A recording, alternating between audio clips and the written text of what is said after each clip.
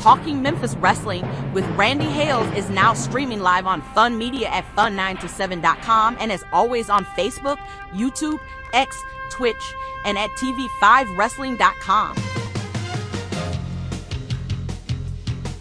Talking Memphis Wrestling with Randy Hales and special guests.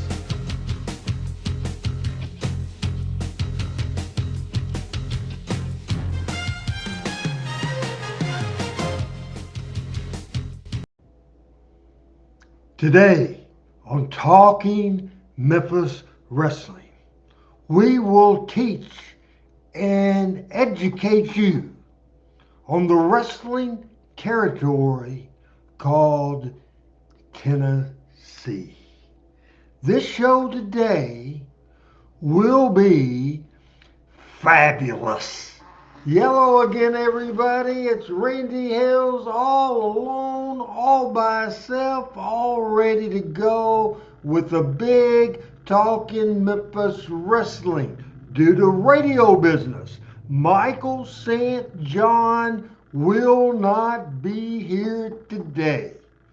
Chris Ellis, due to school business, will not be here today. Dr. William Robinson will not be here today due to vacation. Pat Trammell is having computer issues, and once the countdown started, he called and saying he's having trouble, so be patient with him. He's trying to figure this thing out. So we may have Pat, we may not have Pat. This show is starting chaotic and hectic and nuttier than a fruitcake. Frank Seaton is in the house. Dennis is in the house. All right, he says it's time for some Memphis wrestling. I love it when Randy West, my brother from another mother, the guy would say his address, because I do know his address, but he probably don't want me to tell y'all yahoos exactly where he lives. I will tell you, he lives somewhere in Hendersonville, Tennessee. I know there. I've been there. I've spent the night there. I have been there many, many times. Ha ha ha. I've done stuff you guys haven't done. right close to the marinas, right close to Old Hickory Lake in good old Hendersonville, Tennessee. Let me tell you a fishing story. Let me tell you a boat story. Let me tell you Randy Hales, Randy West, Eddie Marlin, Jerry Jarrett, Jason Jarrett, Charlie Downs story. Because we're going to educate on Memphis wrestling, but the crazy, wacky world that is professional wrestling. And this is called a stretch. Trying to give Frank, trying to give Pat time to get on. So Eddie Marlin had a pontoon boat. So he hooked it on the back of his picking them up truck and took it down, and they put it in the lake. This particular day, probably a Tuesday, Wednesday, or a Thursday. No fishing on Monday because we had to leave early because Randy West had us in Memphis early to do gum interviews. Anyway, we're on the boat and we're having fun. And I was looking around and paying attention going on, and Jerry Jarrett had a big, fat, nasty chew of tobacco, red man in his mouth. Eddie Marlin had a big, fat, stinky chew of tobacco in his mouth. Charlie Downs did, and Randy West, best producer, best cameraman I ever worked with Memphis Wrestling. He had a big, big, nasty, stinking chew in his mouth. Yuck. So I looked to young Jarrett, young Jason Jarrett, all of 8 to 10 years old. And I said, Jace, that's what we called him, you know. We called him Jace instead of Jason. We don't call him that. We call him Mr. Jarrett now. He's been successful and doing great in the construction business. Anyway, I said, Jace, do you realize you and me are the only two people with sense on this pontoon boat that does not have a big, stinky, nasty chew in the mouth? He just smiled and went over and was talking to his dad. It wasn't 2 minutes later, Jason Jarrett, all of 8, 9, 10 years old. Do you remember this story, Randy Dandy, Randy West? You were out fishing. You were in the same boat that I was in on Old Hickory Lake. A little later on, we did some jug fishing, and that was fun. Yeah, I don't have patience for regular fishing, but I like chasing jugs. Anyway, man, it was a couple of minutes later, and Jason Jarrett, the brother of Jeff Jarrett, comes up to me and says, Randy, and he had a big chew in his mouth at 8, 9, 10 years old. And he said, Randy Dandy? That's what they called me. That's what we call Randy West too. He said, Randy Dandy? With the chew in his mouth. He said, do you know that you are the only person here that don't have a big, nasty, stinking chew in your mouth? And as soon as he said that, I yelled at Eddie Marlin. I said, Eddie Marlin, throw me a chew. So since that time, I graduated from chewing to dipping, and I've done it ever since. It is nasty, nasty, nasty for sure. Now, Frank, he didn't live too far. Maybe, Randy, how far did Lawler live from Johnny Cash? Jerry Jarrett lived closer to Johnny Cash. And at one time, I lived closer than Lawler did. And so did Eddie Marlin. Hi, Tabitha. What is going on? Good to see ya. It's first date time. It looked like everybody was going to leave me hanging. That's why you got that nasty chewing tobacco story in there. But boy, howdy, we got 8 minutes out of this sucker. Original OG, he's the man. They play football, they tell me, in Alabama. First take, his hello and everything, and Al Tuttle is in the house. And here is my man, the main man, Pat Trammell. Good evening. Good evening. We got one computer to do one thing, and it takes 15 minutes to turn it on. That's the first take. Good to see everybody. BC, hope you're doing good after your surgery. Good to see Randy and Andrew, Calvin, and Al, and all our friends. Tabitha. I do have a I do have a new hat that my friend Joe Parker sent me. My Waffle House hat because Yay! I'm a Waffle House aficionado. Grilled chicken, 2 eggs over medium well, hash browns, sort of medium, scattered and diced. That's my deal. So looking forward to today. We're going back in time. We're going back to the original days. We're going to see some old stuff from Birmingham. We're going to see some old stuff from Memphis. We're going to see some fabulous things, some old fabulous things, and some new fabulous things. So ready to be here. Hey, people, Pat Trammell has done his research. Sometime I get aggravated. I spend a few hours a week, maybe more than that, finding the material we are going to post and watch and all that stuff. Also, about an hour and a half watching notes. And some weeks I think nobody reads the notes, but I have to give the devil his dues. Most of the time, Pat, you may not print it out, but you do take a look at them. Am I I do. correct? I do take a look at them. I don't print it out because I got this new computer and I don't know how to hook it up to the printer. I need a hot tag by Adam when he's in the Birmingham, Alabama area. I don't know how often he's going somewhere today. Adam hopefully is going to join us on this show when we do a very interesting deal as we look at the television markets. I think you'll be interested in this, and I think Adam can add some insight to this. PJ, the first lady in the house, and Ben.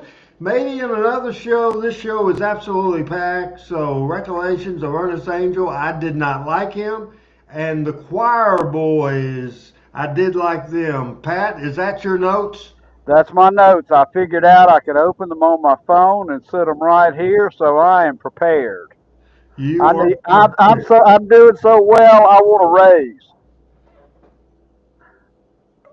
I will talk to my finance guy, okay? All right, all right. Does that tell you everything you need to That know? tells me everything I need to know. I shut you up quick, didn't I? Yeah, yeah. I don't have a comeback for that. I didn't think you did for sure, but this is funny. Man, what we're going to talk about is I promised in the voiceover to open, it's going to be a fabulous show.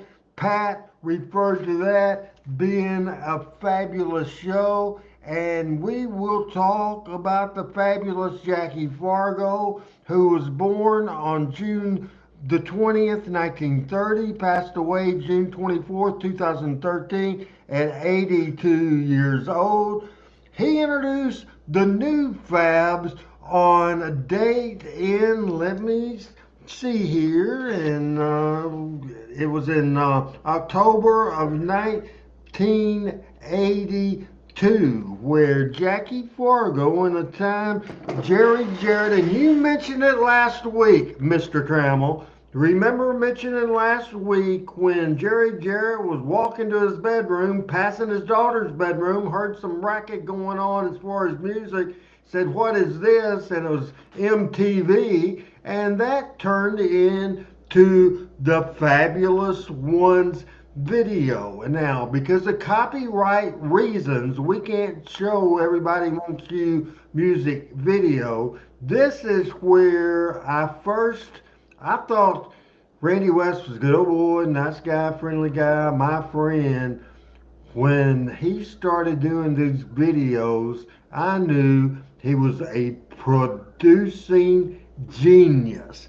This is, again, we're not going to show, because of copyright, the video of the Fabulous Ones, Everybody Wants You, but the interview.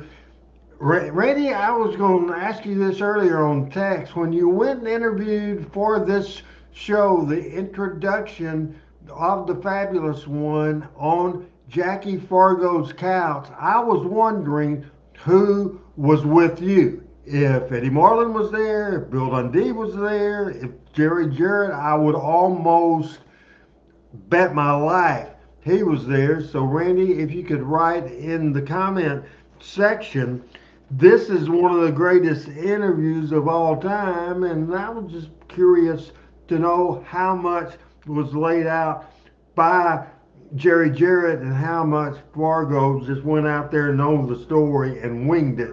Because I guarantee you, you can't script word for word Jackie Fargo. This video is 8 minutes 19 seconds. This is the birth of the fabulous ones, the intro by Jackie Fargo, and this is a great interview, most famously for saying, Pat, Hart, you stink!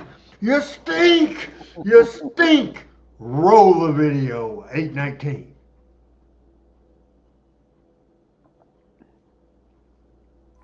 Hi, wrestling fans.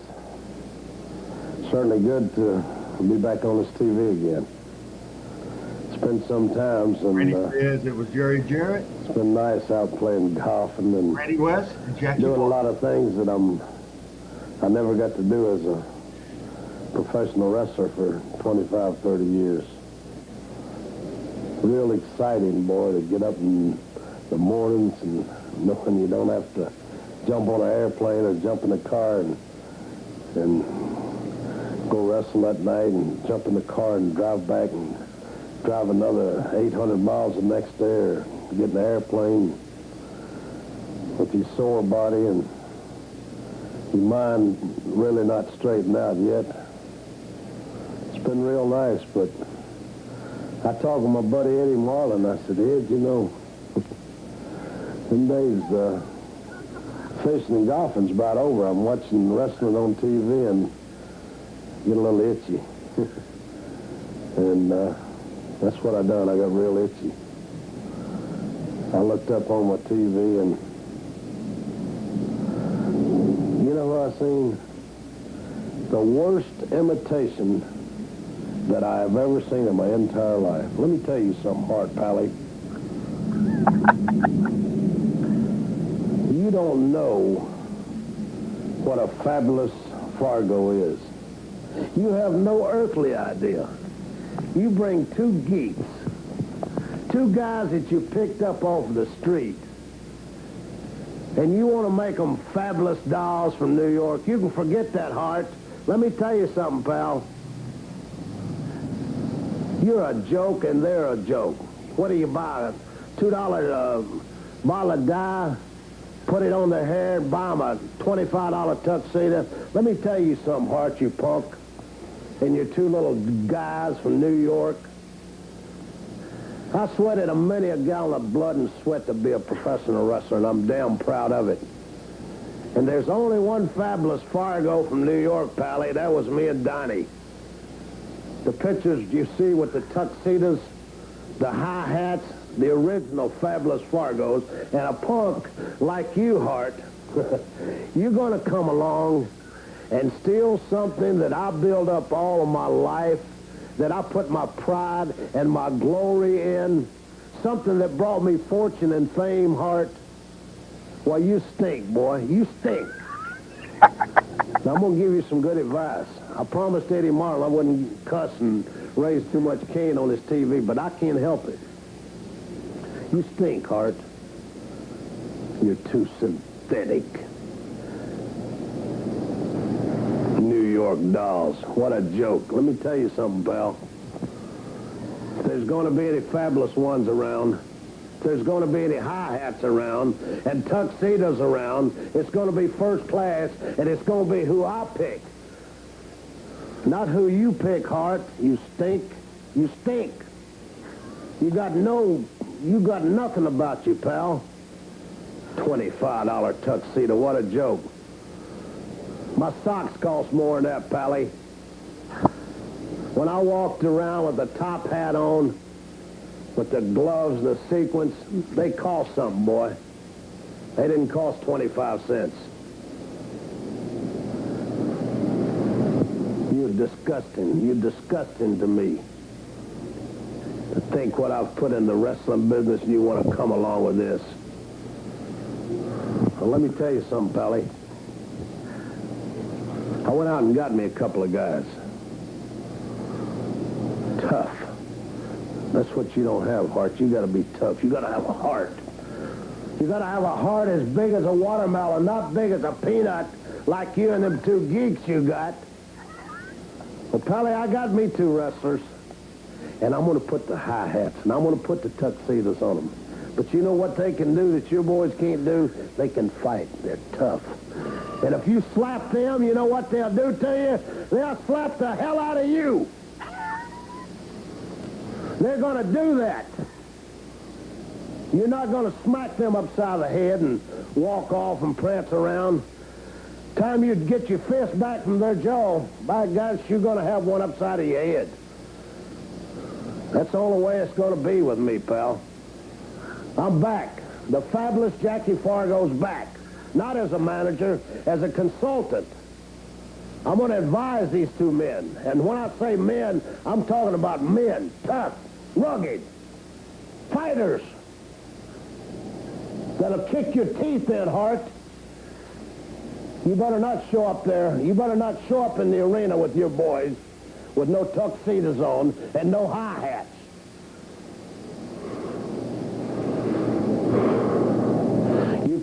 You cannot go around imitating me, Pally.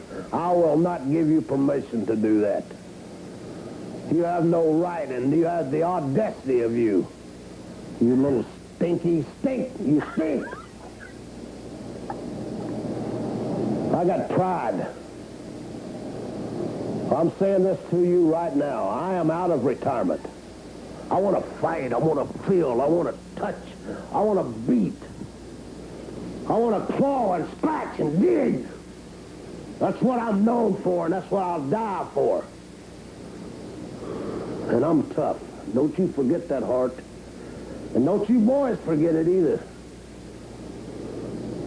Trying to imitate the fabulous Fargos, you ain't got a chance. I got two of the greatest men that I've ever seen. They're the ones that's going to wear the tuxedos. They're going to wear the top hats. And yeah, they'll be doing the Fargo strut too, pal. And I'll be proud of them. I'll be proud to say, look at that. Look in the wrestling ring. Look. I look back 25 years ago. I see me and Donnie. They're going to get out there and they're going to give some people some hard times, pal. I'm not going to be running around like you, Hart, with a stick and my manager's hat and all that. I don't need it. But I'm going to be the advisor. I'm going to be the consultant. And I tell anybody, Yes, Thomas. I don't care who it is,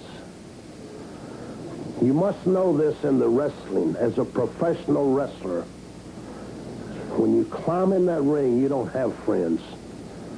I don't care who they get in the ring with, or where, what city.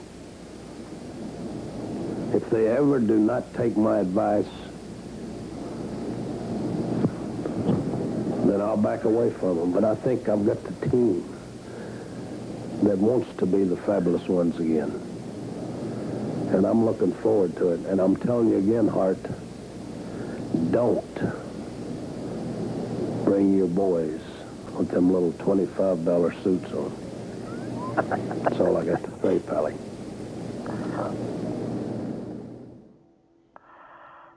Now, if I describe that last 8 minutes that we watched with one word, I think my word would be believable. Now, before we let Adam break down the video part of that was so important with the pictures in the background, break down that interview, Pat, and tell me if you agree with my thoughts. My description would either be believable or Hart stinks. He stinks.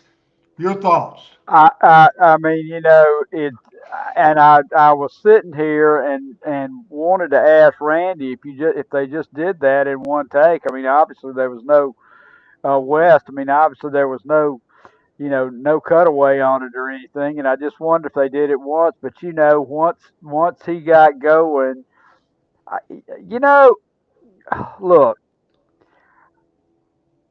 regardless of if it's a shoot, it's a work, whatever, it meant something to the guys in those days. And Fargo's legacy meant something to him. And yes, it was getting hard over and the New York Dolls over, but he was putting his entire history, everything he had accomplished into that video, and you could hear it. And Al, I agree with you. Fargo doesn't get near enough recognition, but I mean, it's just amazing the guy could sit there and Randy says one take, sat down and goes, talks about he and Don in New York, talks about these guys, make sure everybody knows that Hart stinks. And I tell you, Hart is a perfect foil in this scenario. Perfect. It's just money all the way. And those that didn't, that wasn't even Fargo in his prime. Can you imagine? I mean, you can't get much better than that. That has to be one of the most impactful and best interviews in the history of history. To break down that video, here's the breakdowner of this show, the producer of this show, and was not born in 1982 when this video was put together. And yes, Adam Dunn, Pat's old man, I'm an old man. I'm older than Pat, and Randy West is an old man, and I believe Randy might be older than me. He is older than me. So break down this video. I'm You called me talking the breakdown. It sounds like I'm having a mental breakdown about it. No, 10,000 comedians out of work, and all of a sudden Adam thinks he's a comedian on this show. well, I spend half my time trying to be witty. It makes me a half wit, right? So Yes, I agree. anyway, um, so no, I think if that had been shot today, the agent or the whatever probably would have said, "Oh, that was too long. It was, too much of the same thing. And could y'all have shot it somewhere better than in his living room on the couch or whatever?" That's exactly what it needed to be. It was if listening to Lance and Dave do commentary was like having a conversation, it was the same thing. It was almost like you went and sat down to Jackie on the couch in his living room and he told you from the heart exactly how he felt about the whole situation. It didn't feel like some sales pitch, even to the fact where I think somebody asked, were the dolls brought in just for the purpose of the fabulous ones? You wouldn't have got that from this interview. What you got from this interview was he was sitting at home watching this on TV, was insulted, and told you exactly what he thought about it, and went one step further, even, and by God, I'm going to do something about it. And here's what it is. It's not just the brilliance of Jerry Jarrett. What he did was take in the history of Jackie Fargo with Don. The way Randy had those photos, I think that interview, they did one cut, they took it back to Hendersonville, and I would love to know how long Randy West spent editing that and searching for pictures and all that sort of thing. If Randy, you remember, if you'd let me know. But this was so impactful, and Adam, what this did is it led to a boom period based on somebody that had been in Memphis wrestling since the 60s. All Yeah. of a sudden, he was relevant again. And I would imagine, like from a production standpoint, I would guess Randy probably had something similar to like a music stand or something, would just set the photos on it and shoot the photos and then edit it together to make it the B-roll for it. But it's just, because everything then, all the editing was completely linear. There was no computer editing. You had to shoot it and then edit it manually yourself, tape to tape, deck to deck, whatever like that. So, but yeah, like you said, sitting there talking to Jackie, one shot, come back. I'm sure Randy got the concept in his head that, all right, when Jackie talks about this, I'm going to show these photos of it. And that's really all that it needed added to it, was just to help illustrate Jackie's point as to what he was saying. And then the interview took care of all the rest. And I'm sure it's probably on tape somewhere, but I wonder if, Hart immediately came out and had a response to this, or if this was in response to something Hart said. But either way, it was so simple and so raw. Just what Saturday morning TV was known for, just being this live, raw thing. This was just, even though this was a taped interview, it was like you just went and saw Jackie and walked in his house and sat down, and he just laid out for you exactly what he thought about it. As Randy West says, I'll put it up there because Adam is It's starring the show right now. Yeah. Spot on, Adam, by Randy West. On the road. We'll see how we do the rest of the night. All right, for sure. Just fantastic stuff. And I think hopefully we can smarten people up, Pat, to the fabulous Jackie Fargo. Certainly we talk about Jackie Fargo much. The territory is in October 82. It popped. The best money year in the history of Memphis Wrestling was 83. Jerry Jarrett booking in 82 created the Fabulous One, decided to go with Kernan Lane as the Fabulous One. They were Steve Kern and Stan Lane had left them off 2 weeks. They were mid-card baby faces. Then show that video, all of a sudden you had stars.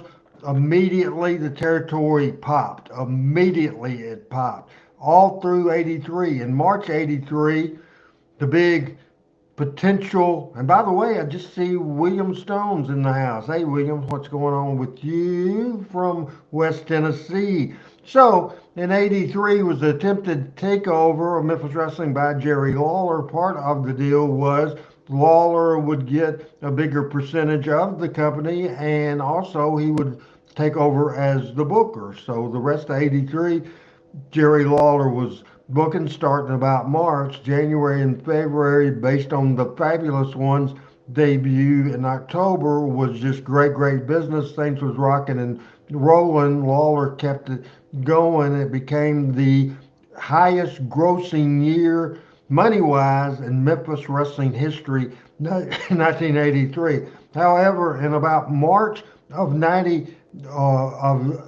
March of 84, the Fabs, maybe fame and fortune got in the way. Maybe the fact they were a Jerry Jarrett guy, not a Jerry Lawler guy. There was a situation where they didn't want to work twice in Louisville, Kentucky, in a tag team tournament. They were upset about that. Didn't want to work twice, so they refused, and they were leaving. Lawler fired them. They thought that, I'm sure they attempted to call Jerry Jarrett, but Lawler was booking. Whoever's booking's booking. That's the way it was with me. That's the way with Dundee. Whoever's booking. And so all of a sudden, Lawler came up with the idea that, in hindsight, did not work because you can't replace originals. You can't do that and it be as good. Now, Fargo had a idea after the Fabs were gone. We'll get to that in a minute. It's 3 minutes, 5 seconds. But any last words about that video? And as we go further, are you excited to hear about the new Fabulous Ones that did not get over? Well, I am, but I'm also interested to know if the Fabs went to another territory as the Fabs as a tag team. But I agree. Getting back to the video there with Fargo, I agree with Al there. I love it when Fargo does those passionate promos, because he'll start talking like this, and then he'll get more and more and more into it. And what he did, talking about 82 being a year, he went back and brought my parents back in, who had been Fargo fans, and then brought them in, and then the Fabs with him brought the 14-year-olds and the teenage girls in. So it expanded the whole territory. It was absolutely great, and Jerry Jarrett made the call to Vern Gagne, got him a job in the AWA in Minnesota, based in Minneapolis, Minnesota. However, there was one missing ingredient in AWA. Do you know what that ingredient was? Fargo. Jackie Fargo. First of all, the people in Minneapolis, do you think they knew who the hell Fargo was? Yeah, right. The Fabs did not get over there. They wouldn't have got over anywhere like they did in Memphis because of the fabulous Jackie Fargo. I will go ahead and we will take a look at Fargo's explanation on the Fabs going away, the new Fabs, then we'll talk about them. And it is a 3-minute, 5-second video of Jackie Fargo again, maybe a little bit more laid back. We'll watch this now with Pat Trammell, Adam Dunn, and Randy Hales on Talking Memphis Wrestling. Ladies and gentlemen, I feel like that I need to be here and make an explanation to you why you haven't seen the Fabulous Ones for about 6 weeks. Well, about a year ago, I took on 2 fine young athletes, dedicated, worked hard, sweat and blood, and give you everything they got. And they made it. Boy, they just did everything just great. I'll never take that away from them. But now, all of a sudden, they got where they didn't want to do what I told them. They didn't want to wrestle where I told them. They didn't want to wrestle in the South. They wanted to go to Chicago, Los Angeles, California, New York. And I said, pal, if you go, you're going without me. And you can drop the Fab. It'll be Steve and Stan, not the Fabulous Ones anymore. There's one thing I told them when I first took them on. I said, listen, you walk into the arena, don't you ever walk by a little kid or a man or a woman without saying hi. And I want you to look up in that stand every time you go into the arena and say thank you for being here. Without you folks coming to the arena, we wouldn't be the Fabulous Ones. We wouldn't be wrestling here tonight. And don't you ever forget to say thank you. I wrestled around here all my life. I was born and raised in New York, but I wrestled right here in the good old South all my life, and I love it. And if they don't want to stay here to the kind of fans we got in this part of the country, then, ladies and gentlemen, all I can say is they can go on, but they'll be without me. And I promise you this, I'll find some more. And I'll be as proud of them, and I'll make you proud of them. I'll find you 2 fine, great Fabs. And I'm really looking forward to it. I've already got some in mind, but I won't go into the detail. But I felt like I needed to come out here and talk to you. And I hope now that you've understood what I've been trying to understand for the last 6 weeks. But I just told you the whole story, ladies and gentlemen. And remember this, I'll be back with 2 other Fabs that you'll love. Thank you very much for your time, and I'll see you around the towns. Don't worry, I'll still be in the good old South because I love it and I love you. I'll never forget you. And I'll never forget to say thank you. Ladies and gentlemen, after about 23 or 400 wrestlers talking to them and going to different cities and them coming to see me, search is finally over. I've found me 2 Fabulous Ones.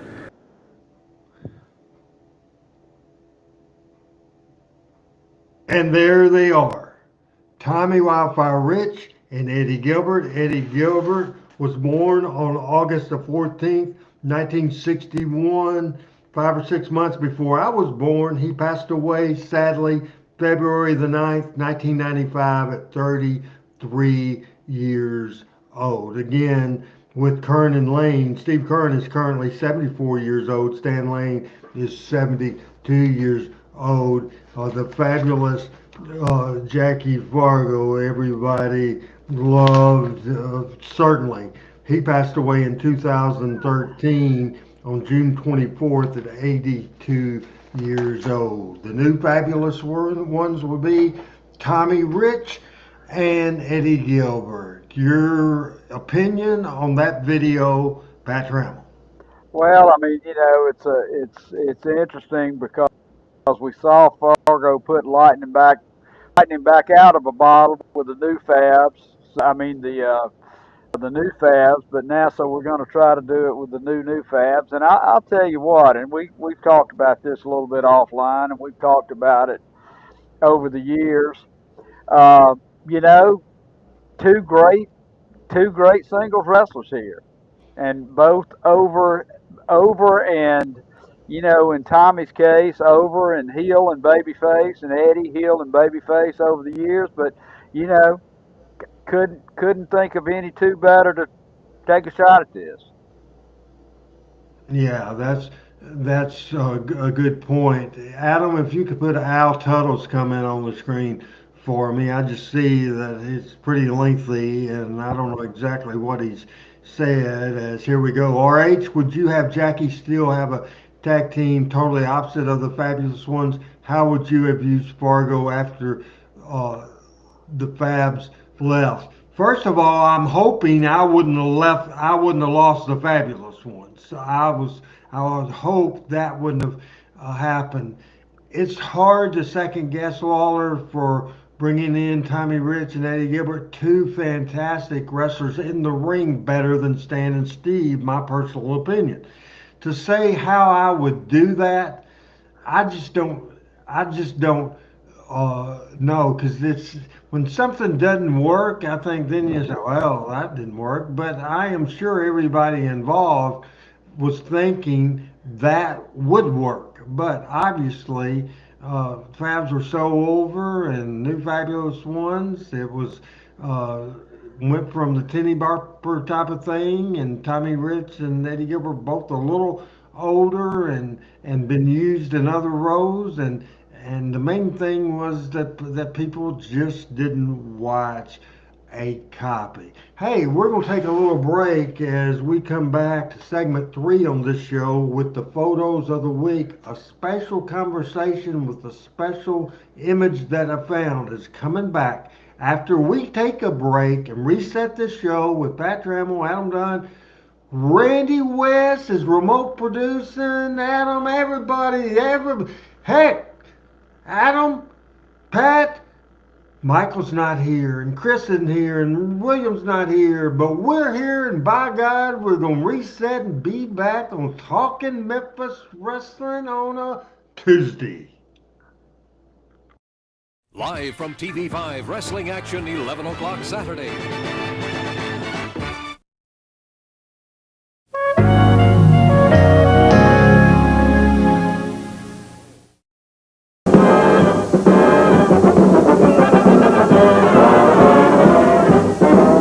You'll see America's favorite sport on WHBQ television.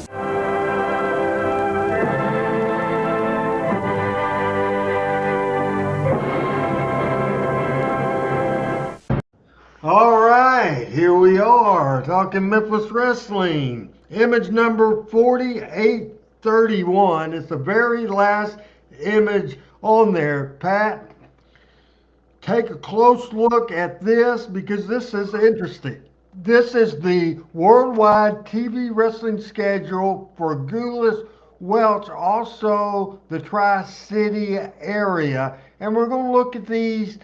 Again, a lot of people now call it Memphis. Back in the day, even though there's Kentucky and Indiana and Mississippi and Tennessee and all kinds of things, it was back in the day called the Tennessee Territory. Now, on Channel 2 in Nashville, Saturdays at 11. Also on Saturdays in Nashville on Channel 17, that was at 6 o'clock at night. Then the show that made me a wrestling fan, WHBQ TV, that's America's favorite sport on WHBQ television, WHBQ on Highland Avenue at 11 o'clock, and that says 11 p.m. That's incorrect. It's 11 a.m. in the morning. Then Channel 12 in Chattanooga, Channel 55 in Crossville, Channel 7 in Jackson, Channel 10 in Johnson City, Channel 19 in Kingsport. Those towns in East Tennessee run by Whitey Caldwell and Ron Wright. Obviously, Kingsport, Bo James will tell you all you need to know and some you don't want to know about everything involved in that area. The Gulas Welch Wrestling Company got a booking fee for sending talent to that. So we're now looking at Channel 42 in Birmingham, Saturday at 5. Channel 31 in Huntsville and Channel 48 in Huntsville, Channel 15 in Florence, Alabama, TV in Montgomery, Alabama, Saturdays at 4.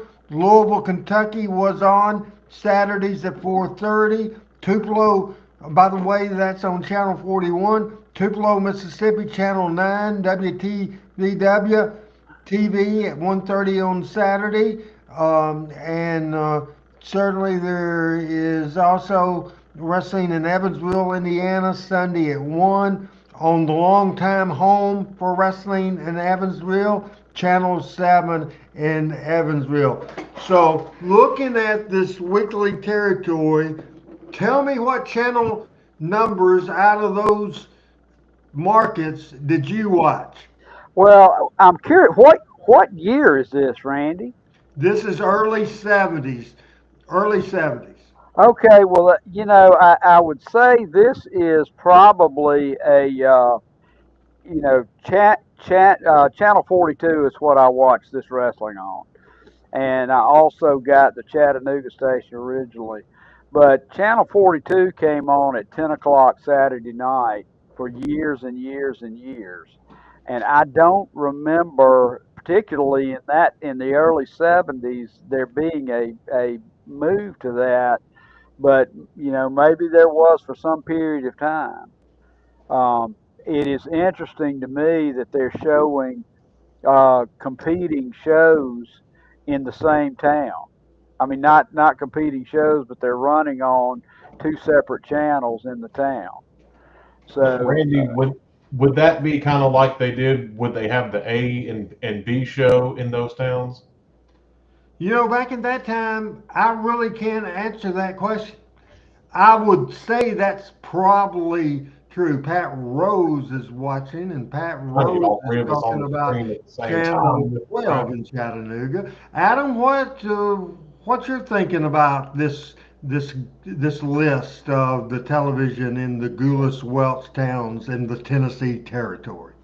Yeah, so looking there, kind of like Pat said, it's interesting that you've got the like Nashville listed twice with this.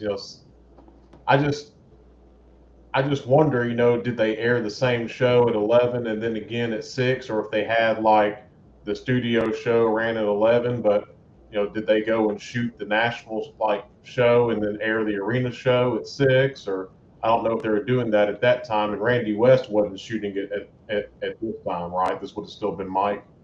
Absolutely, it would Yeah, have been so mine. that's interesting. Crossville, I never knew Crossville, Tennessee had its own TV. Of course, Now, it probably wasn't its own TV. It okay. probably got a national TV. It probably Okay. got national TV. All right, and then of course Johnson City, Kingsport, Jackson, Tennessee, WBBJ. That's longtime ABC station up there. So of course Kingsport would have been probably where Bo James saw that stuff back in the day. Huntsville twice. You got that on there. WAAY and WYUR. It looks like. see, Go ahead.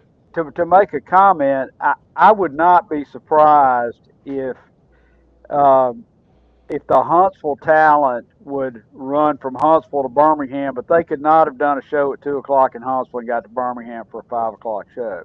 So Randy, I suspect that show was, again, that may have been that wasn't normal. It was 10 o'clock on Birmingham on Saturday night. now during this time, Randy, too, were you having still the multiple studio wrestlings? Like all of these stations weren't getting WHBQ recorded stuff, right? Like Chattanooga got the Harry Thornton show that was reported in Chattanooga and such, right? Yeah, I got in the Birmingham show and the Huntsville show are all studio shows. Now, Evansville and Louisville used to get a combination of the Nashville studio show and the Memphis Channel 13 studio On show. the same episode? Yeah, they would just piece it together. Okay, interesting. I wonder what. So back then, did Mike have something where he would edit at that? Like, was that his own house or something, or do you know? No, that's way before my time. Okay, so you don't know because obviously the whole time Randy did it, Randy had his own setup and his own office that he would do it, right? Yeah, it was a different thing. Mike normally worked on film where Randy Right. worked on videotape.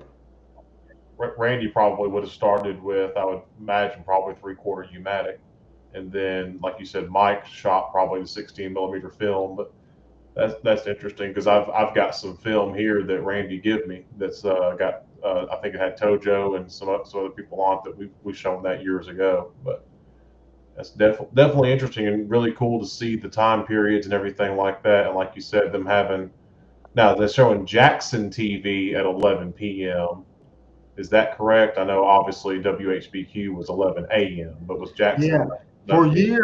for years, Jackson TV was on Channel 7. It was a B show that was either tagged from Tupelo, Mississippi, or matches from the Mid South Coliseum. That's where that was set up. But it's just very impressive lists. Before we get away from that, Pat, any comments to finish up? I was just fascinated by this list. Fascinated by it. Well, I'm fascinated too because there's, I and I know territories were not didn't have castle moats around them or anything, but Montgomery was off and on worked uh, by Nick and Goulas and Welch, and then it was worked out of Mobile for a period of time, and it was worked by the Fullers out of Pensacola off and on, off and on, off and on. So I'm surprised that there was a Welch Denneberg or Goulas Welch show on there at that time. But again, that was one of those edge of the territory towns like Jackson, Mississippi, that picked up what they could pick up. I think. Now, it's funny, you kind of going into the next thing. Adam, at the first of the images on the pictures, I want to show 4802. 4802. And I like this picture. And Adam, just give me a buzz if I need to find that picture. There we go. Very, very, very, very, very, very young Jerry Jarrett and Tojo. 14-year-old Jerry Jarrett. Yeah. Joe Denneberg. Explain to me, because up until the time, remember, I grew up in the Memphis market, not the Birmingham market. This Joe feller, I never heard of him in my life. Explain who he is.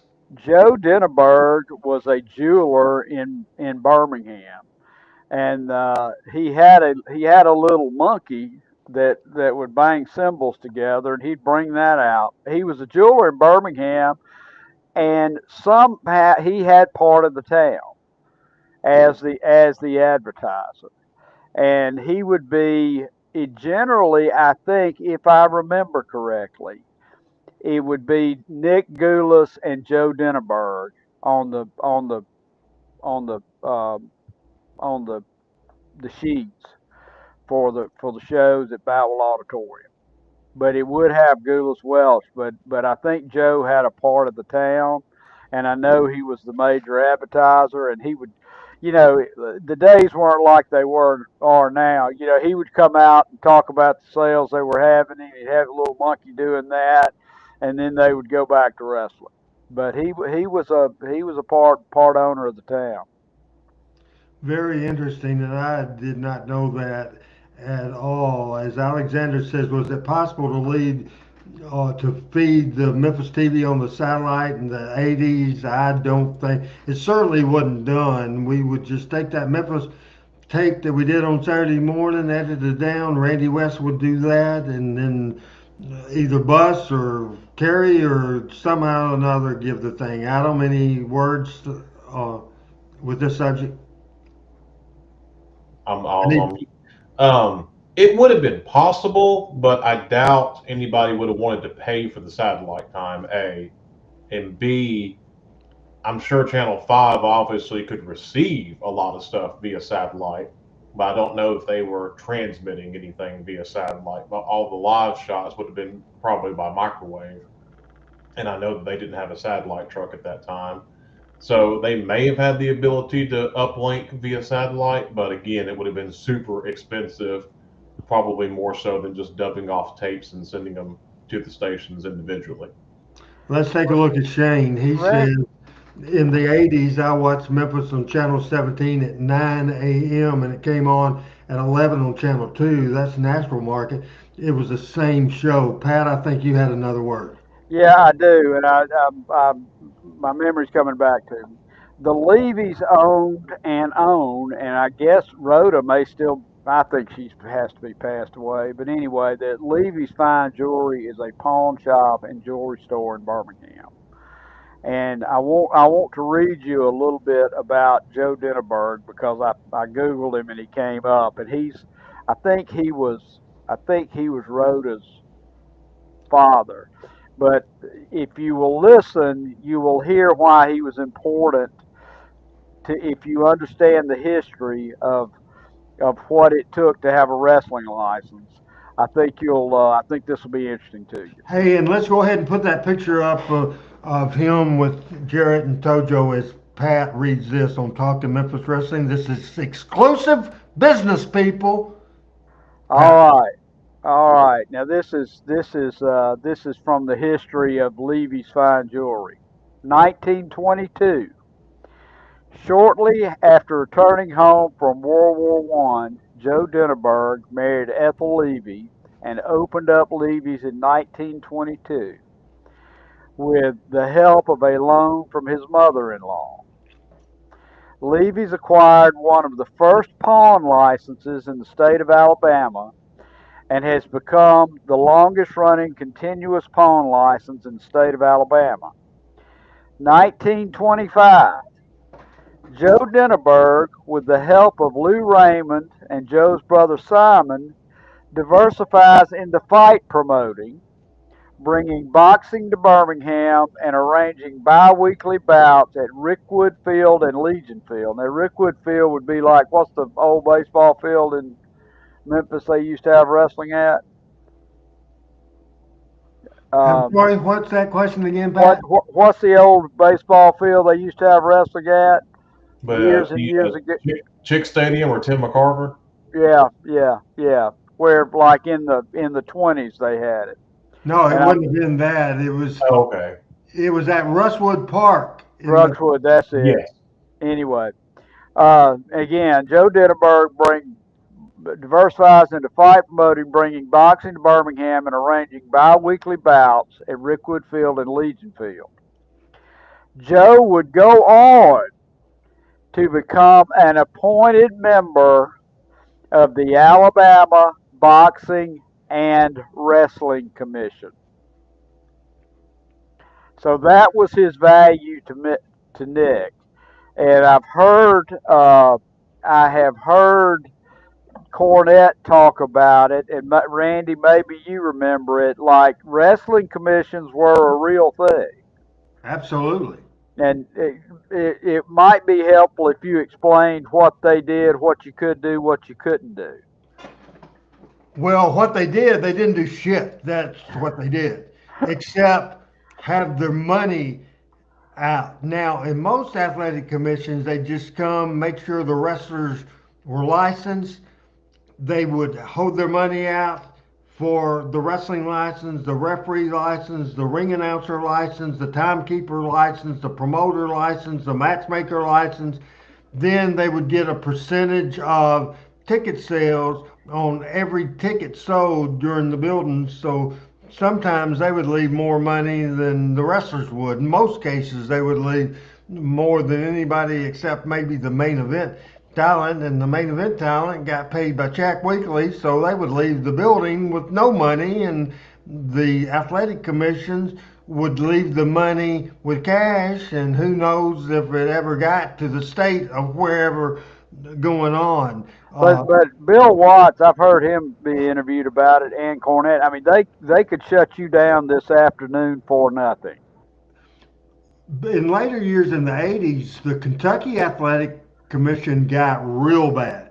Nobody was more quote, quote, corrupt than the Louisiana Athletic Commission. Right. A lot Right. of politics involved in that. Adam, did you have some words to say about I'll that? say, and then now Tennessee never had one, right? Yes. It was demolished in the early 70s.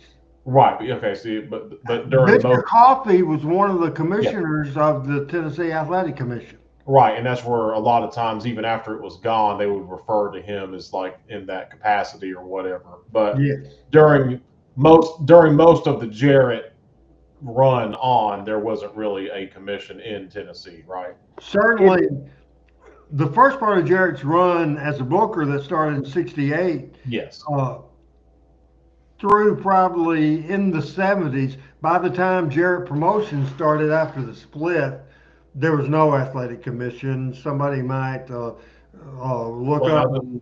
yeah, I'll put it. I was going to mention too. I think I lived in Kentucky. This was probably back in 2015, 16, 17. They had not had wrestling there for a very, very long time. You mentioned about the athletic commission there, and I think WWE ran there for the first time in many, many years. They didn't even fool with going to Kentucky because of it. I mean, I forgot what the wrestlers had to do, take drug tests maybe or something. I mean, Cornette talks about it, and I mean, it was a real deal. I mean, Yeah. it was they could shut you down in a minute, and maybe there was something that you could only wrestle once or twice a night, so guys would wrestle once under a mask and one not under a mask or something like that. But it was interesting stuff. But my point of that is that's a good reason to have Joe Denneberg if he was on the boxing and wrestling commission. It was good to have him as part of the promotion. And Absolutely. that's a Nick Goulas deal there. Yeah, somebody asked me to videotape a show when I lived in Kentucky, and even as me just being the videographer, I had to go through the athletic commission to even be in the area where the wrestlers were to even shoot it. Okay. Yeah, it's just an unusual thing. So that certainly two great pictures to start off the picture segment. Al, always enjoy the history lessons I get from the show. As I started today, it's our goal every week here to educate you, to entertain you. And we've had two great pictures and three great pictures actually. And now we'll go to 4803 and we saw video earlier. This is the great Tommy Wildfire Rich. We'll go down to 4808. And I like this picture. This is beautiful Bobby Eaton, Tommy Wildfire Rich, and certainly the mouth of the South, Jimmy Hart. Next Now, picture. Go ahead, Pat. now what was this tag team? Was this part of Hart's First family. first family? Okay. Yeah. Okay. Just not necessarily a regular tag team, but was a part of that group. Tommy, of course, mainly at that time was single wrestler. Bobby teamed a lot with Coco Ware. Next picture, like this one, is 4812. 4812, as we remember Lance Russell. Great picture. Younger Lance and older Lance. It's always classic to see Lance Russell, Pat. Absolutely. Absolutely. Now I'll let you describe this next picture going away from the Memphis territory. It's 4813. 4813. Here's Pat Trammell. I'll tell you that's Bobby Heenan, who people don't know enough about his wrestling career in the Northwest, but Jim Cornette calls him his uh, the consummate manager, and Cornette learned a lot from him. Bobby stayed close to wrestling as long as he could. He fought cancer tooth and nail, lost his ability to speak, but still was showing up and signing autographs, and that's probably in the certainly the last year and maybe the last several months of his life. But a Hall of Famer all the way. Absolutely Hall of Famer, member of the WWE Hall of Fame, most wrestling's managers' favorite manager of all time. Next picture, as we go with 4840, this is older Fabulous Jackie Fargo with the beautiful one himself, the pride of Huntsville, Alabama. Bobby, pretty cool picture, Pat. That really is. I'll tell you what. That's two generations right there. Next picture, maybe you saw more than I saw, Pat. I saw he was that's Pez Watley. Pez came to Atlanta a good bit in the late '70s, early '80s, and had some pretty good runs. I think he was a better athlete than he was ever sold as. He was kind of sold as a, I don't know, but I think they had a lot of hype around him, and I think he was a better worker than he ever got credit for. Pistol Pez Watley. Next picture as we take a look at this one. And Pat, I'll let you do this picture. See how much of a luck you have with this picture. Well, I tell you, that's Archie Goldie, Mongolian Stomper, and Bearcat Wright. And one when Stomper wrestled in Atlanta, he was that the face you see there is what he was: big, tall, banging, talking in some pseudo foreign language, real stiff, not tremendously athletic. They didn't have him being athletic, but when I've seen his Memphis days, he was such a great worker, and I wish I could have seen more of that. Very good picture there. And this next one is 4821.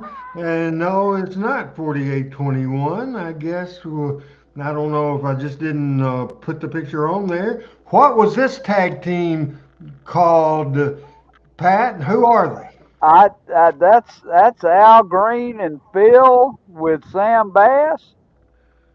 The Sherman Tanks. The Sherman Tanks. Or as Tojo Yamamoto would call them, the septic tanks. Well, you didn't get a lot of being a Sherman anything in the Deep South. You didn't get a lot of stuff, but Don is our Al is he's probably in his mid-50s there. Probably mid-50s, absolutely. And Phil Hickerson always looked to be in his mid-50s since when he was 20. So. Let's go ahead and put Al Tuttle's latest comment. Adam and I was talking a few weeks ago or maybe just a few days ago, that the people that used to watch the show all the time that wasn't on here as much, good to have Al Tuttle, who's working at night now. My favorite manager of all time, Al Tuttle says, is Bobby Heenan. If there was a Mr. Mount Rushmore of all around talents in wrestling, I would have Heenan, Lawler, and Sensational Cherry on my mountain. Don't know who my fourth choice would be, but they would be top three. Interesting for sure. Take a look at that. And that picture was interesting as well. The next picture, and I won't say who it is because I must have mislabeled these. No, that's the one certainly that I was going to talk about. This is, I think, Ron Wright wrestling as the Mummy against the fabulous Jackie Fargo. So I know Lawler must have been booking because he liked the monsters. I've never cared for them. But as we take a look at that and we lose the picture. Where were they wrestling? That was not Memphis. That might have been Louisville. That might have been Nashville. I am not sure, Pat. Okay. We look at the next picture now and talking Memphis wrestling. Who is this? That is the exotic Adrian Street and Don Fargo, and Adrian Street could still go, and that's probably for taking the last 10 years. Very good picture. As the next picture, this is a wrestling reunion show in Jackson, Tennessee. This is Jim Cornette, Jackie Fargo. Often imitated, never duplicated, the fabulous Jackie Fargo with superstar Bill Dundee, Rocky the Soul Man Johnson, and came rolling into Memphis, TWA. Tell all the ladies handsome Jimmy's on the way. Cornette, Fargo, Dundee, Rocky, handsome Jimmy. Pat, your thoughts on that picture with one more picture to go? I'll tell you what, that is a great picture right there. That's a great, yeah, Gail. That is a great picture of Dundee, and it's really you got a lot of generations there. You Would really you guess, do. Randy, late 90s, early 2000s? Yeah, I would say maybe early 2000s. Yeah, I think you're right on that. For sure, because I think it would have been after, I think it would have been after Power Pro would have gone out of business. So after 2001, after 2001, and we'll go ahead and our final picture of the day, and we still have time left. And Pat, would you like to try your luck at this picture? That's Lynn Rossi and Buddy Wayne, and I believe they're in Birmingham. Is that Batwell No, or that's TV? that's TV.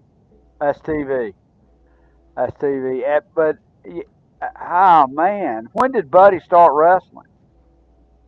Probably in the 50s. Okay. Man, Lynn Rossi is athletic looking. Yeah, that's that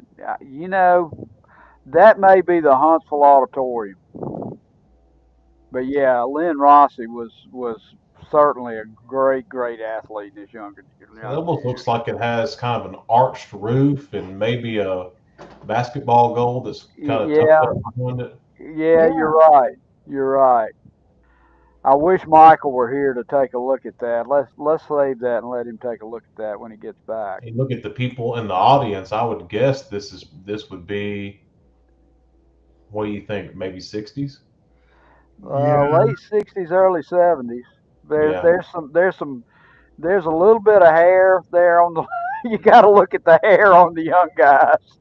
Yeah, and this is almost one of those ones that it's in color, but I wonder if this was one of those ones that they made it color after the fact. It looks like it. It does Yeah. look like it. Yeah. I think, Great. I think there's one more picture, Randy. I could be wrong. Let me see. All right, let's go ahead and go with one more picture, and we'll see what that is. I don't have any more on my list.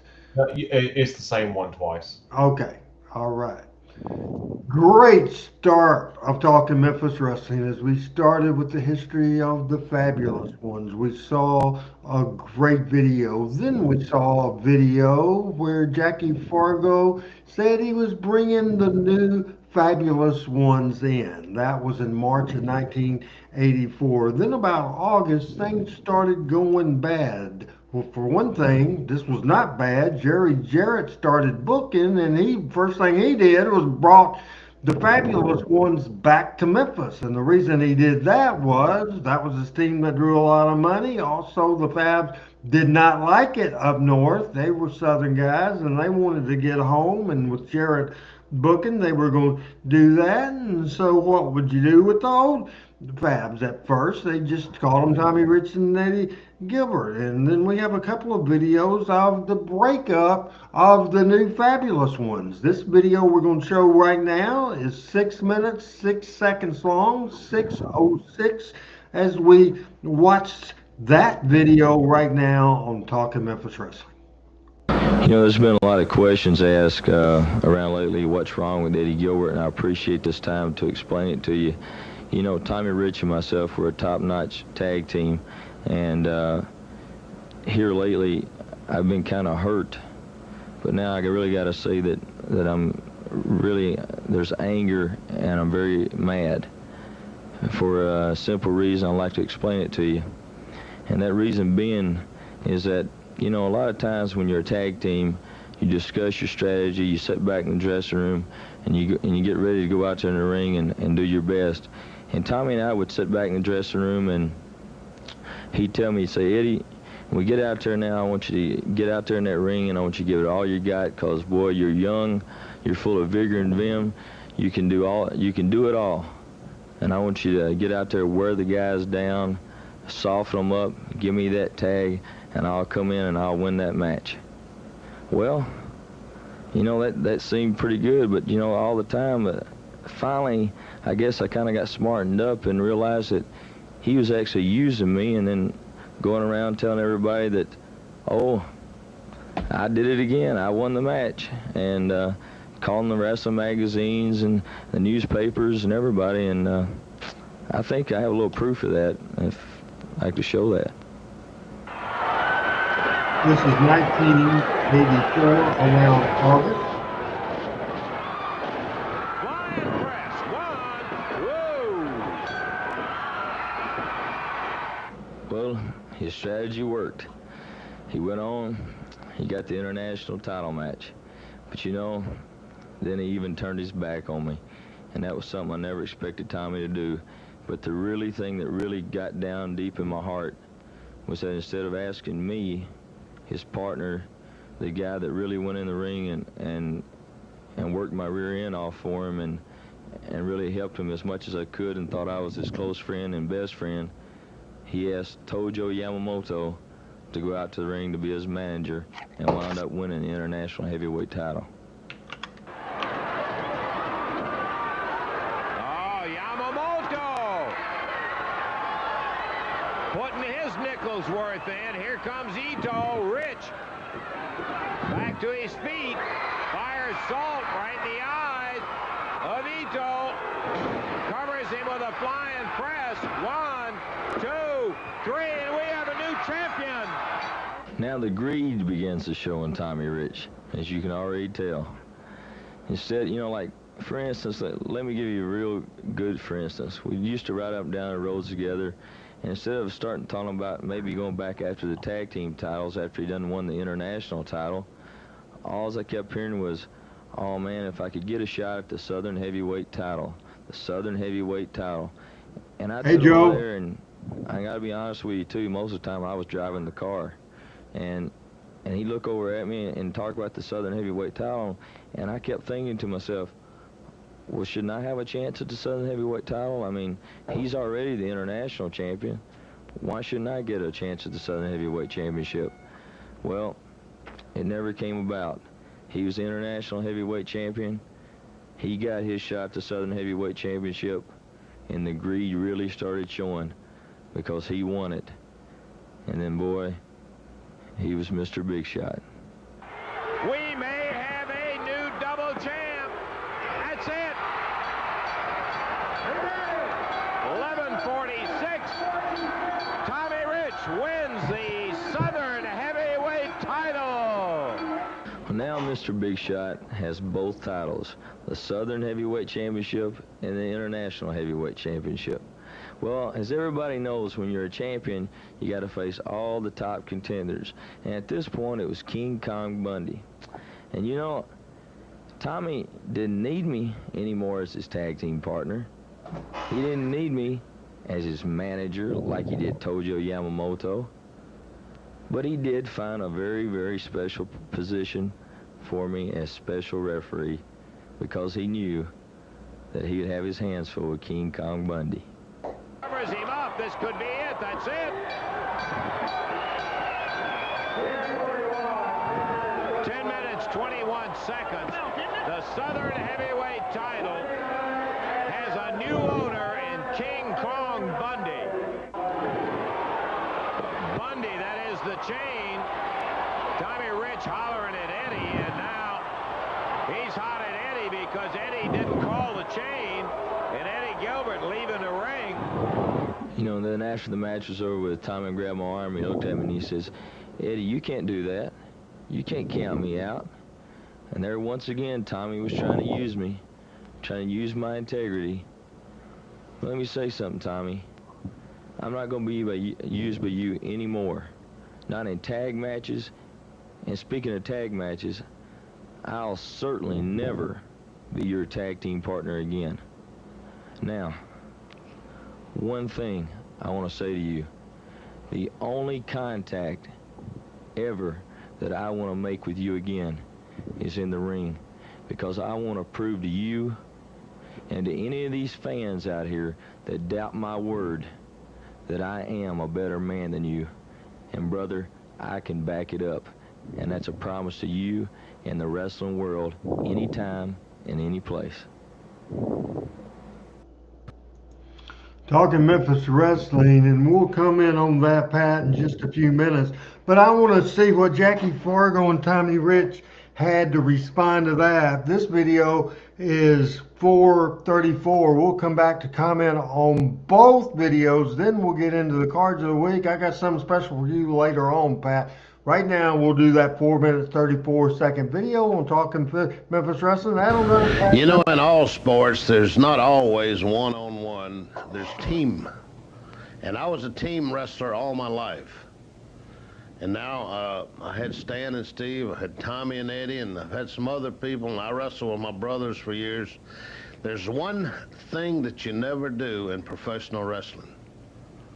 I don't care what the problem is, you don't ever leave your partner. You don't ever desert him. That is a sin. That's not to be done. And especially in people that are with me. You don't do those things. That's just unheard of. And I'm highly ticked off about it. Tommy called me and told me that Eddie's hot about this. And we don't get hot. We don't get mad or jealous in the wrestling business. That's not to be done. We don't do those things. You don't leave your partner. You don't let him down. That's, my gosh, man, you're out there to be his partner, to help him, and you got two big brutes on the other side staring you in the face. That's scary enough with a partner. And without one, it's something we don't do. It's just not done. You just don't do those things. And I want to apologize to Tommy here. And Eddie called me, and I talked to you about it. And I'm very disturbed over it, and I know you are. Well, you know, Jackie, I ain't figured it out. I don't know if Eddie's jealous or what the deal was. You know, we've sat down, we've talked about the whole situation, and you know, it was a sad day in my life. You know, I mean, when Eddie told me, he come right out and said he didn't want to team with me no more.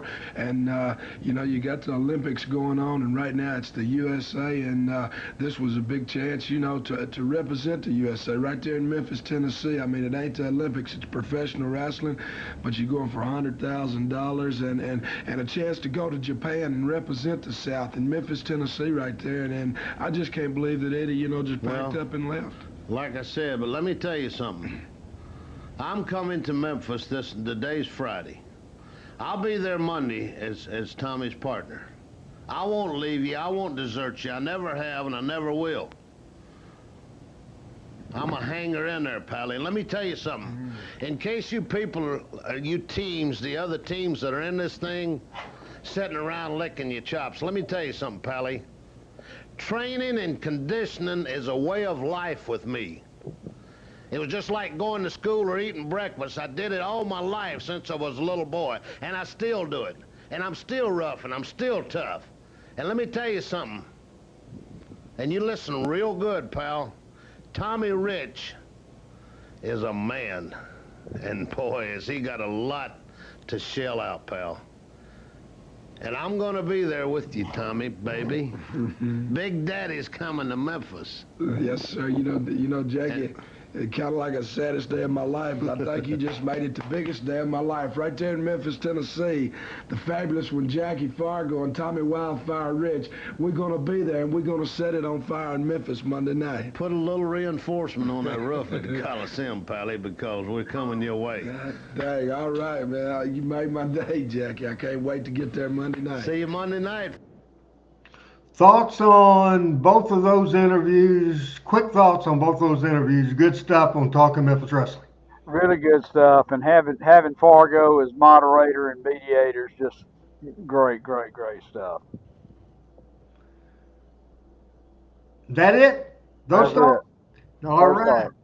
Cards of the week on Memphis Wrestling. We'll get through these pretty quick because, let's see, 1, 2, 3. The fifth one that we have is going to be special, but we'll start out with 4810. This is in certainly Michael St. John's neck of the wood. This is at the Coliseum in Huntsville, Alabama. Daylight saving time, 8:30 o'clock. And Pat, this Goulas Welch card is Gus. Goulas is the promoter. Can you read this card quickly, please? I can, and then I want to ask you, who is Gus Goulas? Never heard of him. I think it's Nick's brother. Okay. Miss Vicky Williams versus Miss Donna Cristianello. Grudge tag match demanded by the Hillbillies. The Samoans versus the Scuffling Hillbillies, Chuck and Vic with That's manager funny. Cousin Carlos. What's that? Demanded by the Hillbillies. Demanded by the Hillbillies. And then return tag match. This is a match here. This is a match here. Special referee Paul Morton, as opposed to any other week. Demanded by the Fuller brothers, I guess, Paul Morton. Robert and Ron Fuller, licensed by the NWA versus Don and Al Green with manager Sir Clements. Real quick, thoughts about that card? I mean, that's a Birmingham, Alabama, Huntsville, Nashville card up and down. I don't know the date of that, Randy. I would have to believe that would be early 70s. And you've got the biggest baby face in Birmingham. Now that October 72. Okay, right. That was Robert Fuller was the biggest baby face in Birmingham at that point in time. Very interesting. As we go out of territory to 4811, we got a couple out of territory thoughts. This was in hot Atlanta, Atlanta G8. This is at the Atlanta City Auditorium, October the 29th, 1972. Pat, the card. This is the Gunkel territory, Georgia heavyweight champion Buddy Colt, who I don't think ever got to Memphis. No. Versus George Scott. He was a mainstay in Atlanta and I think into the Carolinas. And then the Georgia Tag Team Champion Flash and Rocket Monroe versus the Assassins. Rocket in Alabama and Georgia and Chattanooga had a lot of brothers when he needed a tag team partner. And then Bob Armstrong and Big John, big babyface. The City Auditorium downtown was a great wrestling building. Next card we'll take a look at. We'll go back to Huntsville, Alabama, 4818. 4818, Huntsville, Alabama, on October 29. Again, this is in 1975. Pat? Okay, this is Dennis Hall, who was, a lower mid card worker over the years versus Mike Hammer. I never heard of Mike Hammer before or since. Then George Goulas versus Buster Bronson. Did not know Buster. Thunderbolt tag match, Thunderbolt Patterson and Randy Fargo versus Tommy Gilbert and Butch Malone with Al Green. I would have loved to have seen that match. And then the NWA Southern Heavyweight Champion match, Lawler versus Tojo. Would have loved to have seen that one. That was in the old Huntsville Coliseum. Great card in Huntsville at the Coliseum. We'll go to Louisville, Kentucky, 4801 Louisville, Kentucky on a Tuesday night, October 28th, 1975. Pat, starting with the opening match. All right, the opening match was Tommy Gilbert versus Tony Santos. Bob Armstrong versus Mike Loren, who had a cup of coffee or two in Birmingham. Hickerson and Condrey, one of the most underrated tag teams in the history of wrestling, versus Jackie Fargo and Don Carson. And then the main event, the heel tag team, terrifying tag team of my youth, interns, with diabolical manager Ken Ramey versus Eddie Marlin and Bill Dundee with Bob Armstrong. And I tell you, I bet that was a very strong match. Absolutely, no doubt about it. Now, Randy, let me ask you something. Okay. All right. I understood that Jarrett started working they had shut Louisville down and Jerry started promoting it. Is that right? Or were they always 1970. okay, okay, okay, okay. All right. We are now going to another territory. 4800 Mobile, Alabama. One of the most famous nights in Southeastern wrestling history. August the 26th, 1982. Pat, quickly read this card. Oktoberfest in Mobile, Alabama. Mobile, Alabama, the Expo Hall on Water Street. You got October the 26th, loser leave town, Scott McGee versus Bill Ash, the Alabama title. Austin Idol versus Wayne Ferris. I bet that was a good match. Southeastern Championship, Bob Armstrong versus David Schultz. Southeastern Tag Title, Jimmy Golden and Tom Jones versus the Midnight Express Inc. Is that the Midnight Express that we know and love? No, it's Randy Okay, Rhodes and Dennis Conley. okay, okay. So And part then, of one half of the one we know and love. that's right, that's right. And then with special referee Ron Fuller versus Ric Flair. Uh, I guess this is a Goulas. Well, this would be Ron Fuller show. this a Ron Fuller thing, although they misspelled Rick. So, um, Special referee Bob Armstrong, Ron Fuller, and Ric Flair in Oktoberfest in 1982. One of the most famous ones ever. that Mobile Expo Hall had a low ceiling in it, which is unusual that far south. Because the further south you get, they raise the roof because it's so humid. But that was a smoky wrestling mecca right there. All right. And Al saying he's guessing that Idol was a babyface in that Alabama title match, and I'm pretty sure you're correct on that. One of the most famous things, there's little highlights. This is the following week's TV. This happened on a Tuesday night. The following TV that was done in Dothan, Alabama, and we got clips of this. It's 9 minutes and 13 seconds. 9:13 from Southeastern Championship Wrestling. I'm talking Memphis Wrestling. Southeastern Championship Wrestling. Innovators in television wrestling with split screen, instant replay, and other technical firsts. The program voted #1 by the Wrestling Writers Federation.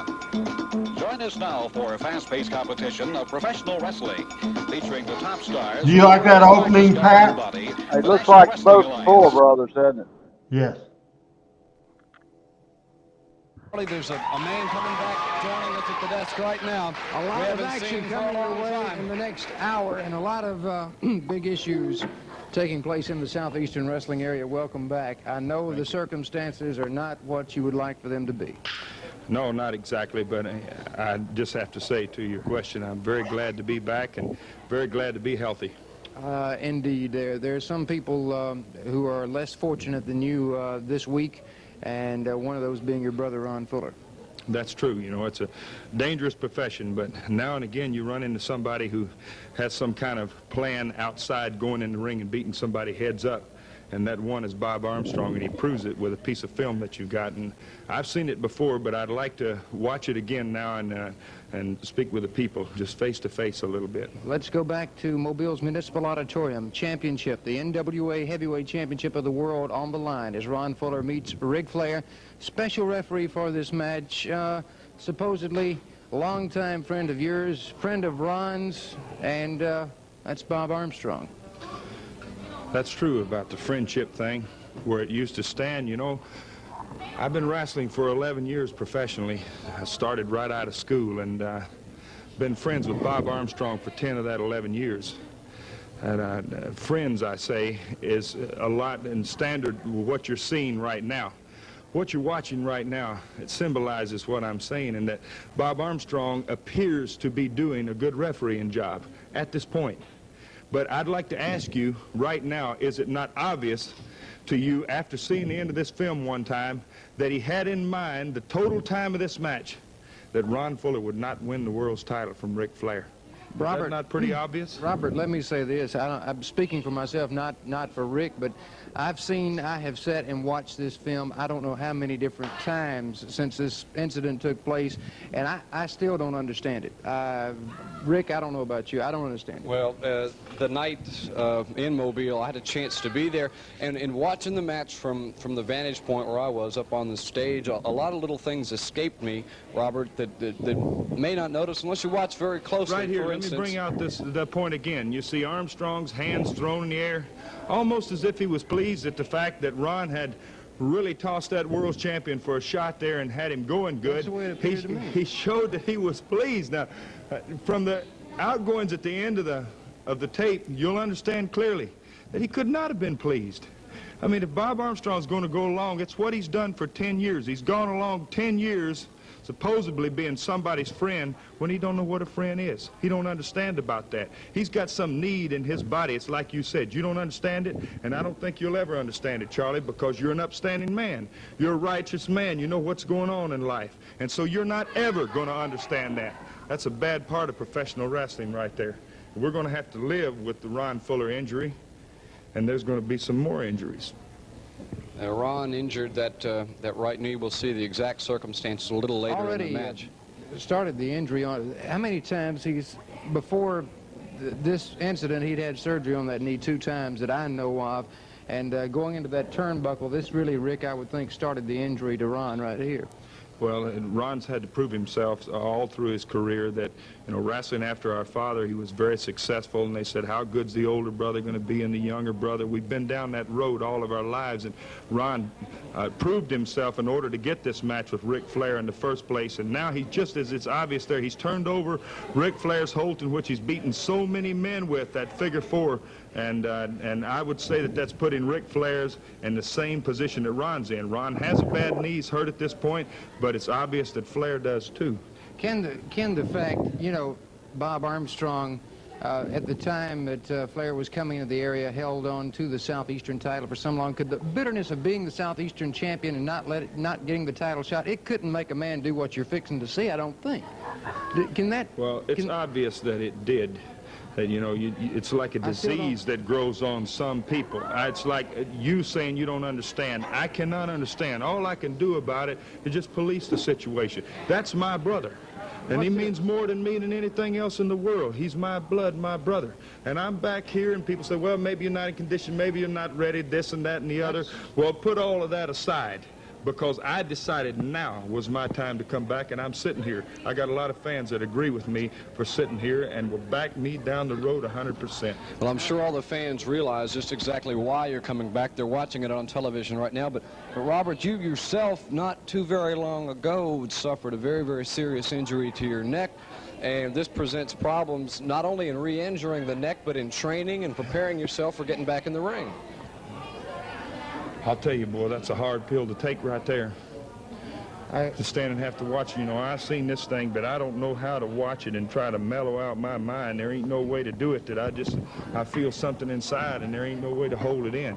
I know you that. asked me to come out here, and I'm trying to be a gentleman about the thing. I realize this is not a time to wrestle Bob Armstrong. It's a time to talk about him. I'll get my future chance to get in the ring with him, and I'm telling you what, Bob Armstrong, I don't have zero respect for you, man. None at all. You no place in my mind but where the dogs lay. I can beat Bob Armstrong, and I'm back here to prove it. I'm going to beat him and beat him good. Here's an interesting situation. The Universal Heartthrob coming in the ring. He puts that figure 4 on the champion, which I tell you, had the champion's attention.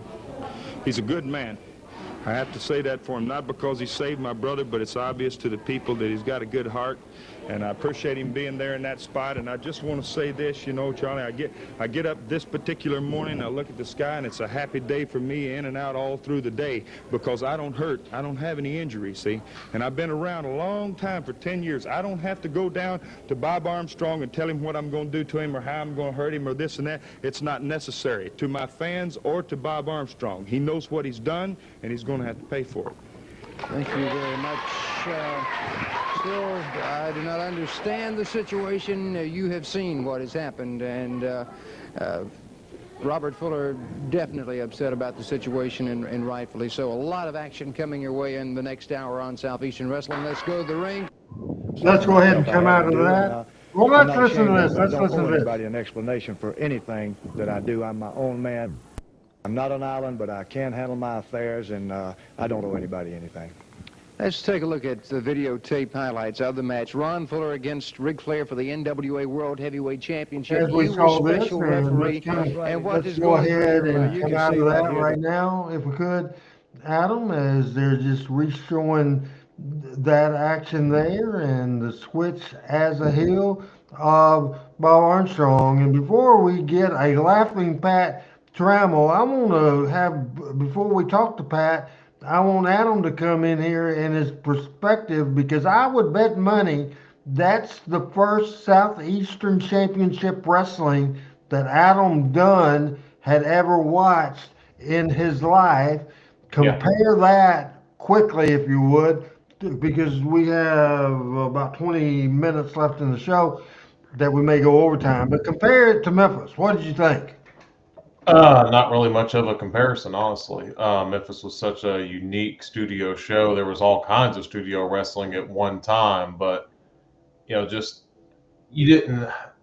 I liked more of when the guys came and stood at the desk or had like there's a while they had like the little separate area for them to stand and talk. But the sitting at the desk thing is always just, I don't know. I just liked how Memphis did it better. But studio wrestling, it's better than about anything else going on. But just compared to our Memphis studio wrestling, I just always liked the way ours was better. Somebody that probably watched more Southeastern wrestling than me and you put together is Pat Trammell. Pat, this drew money. It did draw money, and I'll tell you, it's interesting. Ron, he sold Southeastern once, and then he came back down there and restarted it and had a really good run at it. And it's interesting. I never thought I'd see Bob Armstrong as a heel and Austin Idol as a babyface on the same show, but here we are. But Armstrong is, and I know Bob Armstrong had cups of coffee maybe in Memphis, but he was, when I first started wrestling in Atlanta, before the Crockett's got involved. He was the original Georgia white meat babyface, like Tommy Rich was in Memphis for a while, and always the honorable, the good guy, all that kind of stuff. But when he worked with Ron would turn him heel, and he was a fantastic heel, an absolutely fantastic heel, which a lot of baby faces that turn and can handle it do. Tommy Rich was a great heel, even though when I first started watching him in Atlanta, he was a Steve and Stan white meat babyface in Atlanta. So the production quality of this could be better when they restarted Southeastern down there, and Platt was doing the announcing. The production quality was a lot better. I guess that was what, in the early 70s. No, that was in 1982. Yeah, see, it got better later, but the film in the that Mobile auditorium wasn't that great. Al Tuttle was saying, I noticed that Ron Fuller hasn't been doing his podcast in a while. RH, do you know if he's doing well health-wise? I have no idea health-wise. I think he's continued to do his podcast. However, he changed it to a paid streaming service. So I think that's the situation there. Certainly, that angle that we just saw, and I agree with Pat that Bob Armstrong, who was a part of the part of the Smoky Mountain USWA feud, and as a heel here, Adam can speak up as well. He was great, just absolutely fantastic. We're going to take our final break of the show, and we come back and we will return to this being a fabulous day as a very violent turn, a brawl with Tommy Rich and Eddie Gilbert. We've seen this take before. We'll show that in just a minute, right when we come back from this break.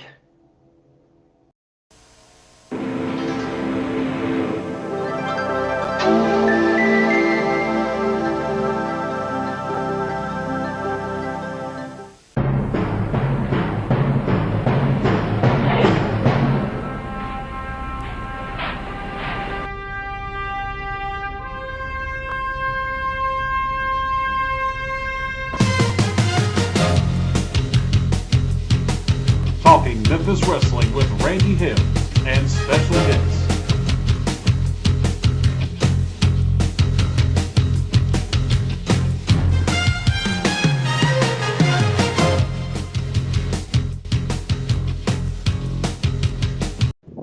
Man, this has been fun. It's Pat Trammell. Adam Dunn has come in 2 or 3 times during this show. It's great. One last video. The WFIA. Do you know what that stands for, Pat? World Wrestling International Federation America. It stands for Wrestling, you came close, Wrestling Fans International Association. Okay. Wrestling Fan International Association went to different territories, including Atlanta, Knoxville, and a few times to Memphis. And this is a presentation for the WFIA Tag Team of the Year. This is 10 minutes, 22 seconds on Talking Memphis Wrestling. You're smiling. We have a presentation coming up for the Tag Team of the Year. This is made by Wrestling Fans International. Now, the voting is done in the spring, and then the presentation is made at the annual convention. And Wrestling Fans International are holding their annual convention this week. And they have the trophies for Tag Team of the Year that they are going to be presenting. Unusual situation this year in that the team that was voted Tag Team of the Year when the voting was cast in the spring are no longer together. But here's Lance with Wrestling Fans International. Hi, David. Thank you. I want to introduce to all the wrestling fans on Championship Wrestling out there a couple of representatives from that organization. Head of the organization now is Pete Letterberg. Pete, delighted to have you here. It's just a pleasure to be here in Memphis, Lance. And Howard Baum. Howard, both of you are from Florida. Is that correct? That's exactly right. We're from Miami. Big wrestling fans all You get back down there, you give Gordon Soley my best, exactly, too, will you? yes. Okay. You guys are participating in the presentation. We really appreciate you doing it right here. Tag Team of the Year, Tommy Rich, Eddie Gilbert. The fact that they are not currently wrestling together as a tag team has nothing to do with the award and our appreciation of you doing it here, Pete. Well, of course, you know, Lance, the voting goes on for the whole year, and this encompasses 1984, and they were quite a good team for the whole year up till now. No question about that. It's just unfortunate they're not teaming right now, but what can you do? They are the Tag Team of the Year. Okay, we want to get Eddie and Tommy out here for the presentation of it, and we also want to say that we hope maybe during the year we're going to be able to disseminate a little more information on your organization, and also more people will have a chance to participate in it. That would really be great. Eddie Gilbert.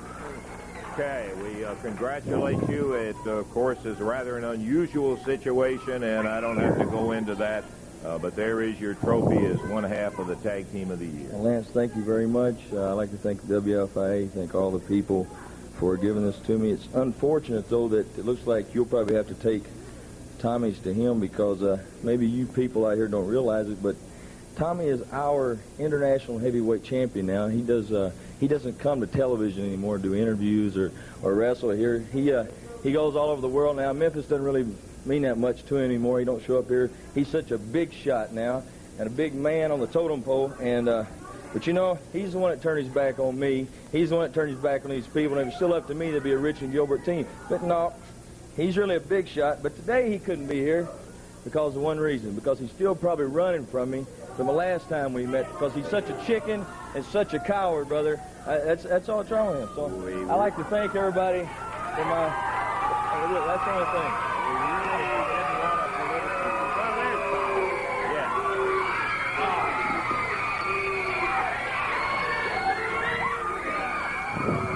Tommy.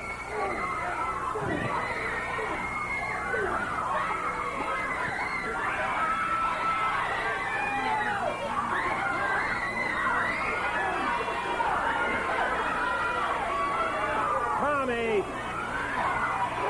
Now there's a place for that, and it's in the ring. It's not here.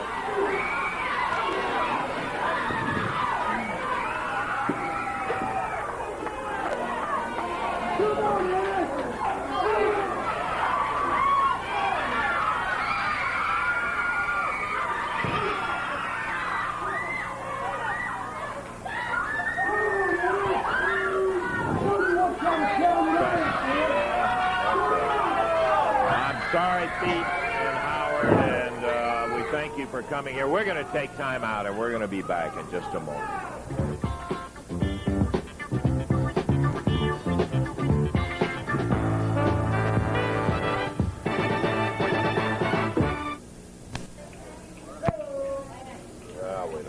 Okay. Eddie, you need to get that bleeding stopped. We've got another segment coming up here right now. Lance, just give me a chance, please. You know, I feel like a fool. I feel like, please, I feel like that maybe I have done something terrible. And I've done something wrong. And maybe Tommy was right when he said that. I feel like I've let everybody down, Tommy, you, these people, all the little kids that ever looked up to Eddie Gilbert, and I've turned their back on them. I was jealous. I was envious because you're the champion. You had the title matches. And Lance, if there's any way to get Tommy out of here, because, and I don't know, I know you could have something to do with this. Let me say this to you. Maybe you can tell Eddie Marlin. Just in case, I think Jerry Jarrett was booking you. There won't be any more matches scheduled between Tommy Rich and myself because he can win them on forfeit. This angle has Eddie Gilbert written all over it. I'll not wrestle him anymore because if Tommy's watching these people, this represents that the people of this country and the WFIA voted us Tag Team of the Year. And Tommy, you're just like a brother to me. And it's taken a long time for me to come around to my senses, but I've been a little crazy and I haven't been right. But now I realize it because you beat my brains out here in front of these people and everybody watching. And I've been wrong, Lance. Well, I've been wrong. Completely true. I'll admit to everybody what's here the end of this angle? and to you. Takes a bigger man to That do validates that. And, your comment. I don't know whether Tommy has any desire to come out here. If there's any way at all this promotion, if they can get Tommy out, because I've been wrong. I've acted stupid. I've come out here. I've said things I shouldn't have. And I've just kind of been in my own world here lately, and I'm sorry. I apologize. And if we can get Tommy on here, I'd like to just tell him this face to face. Eddie, you need to get that bleeding stopped there.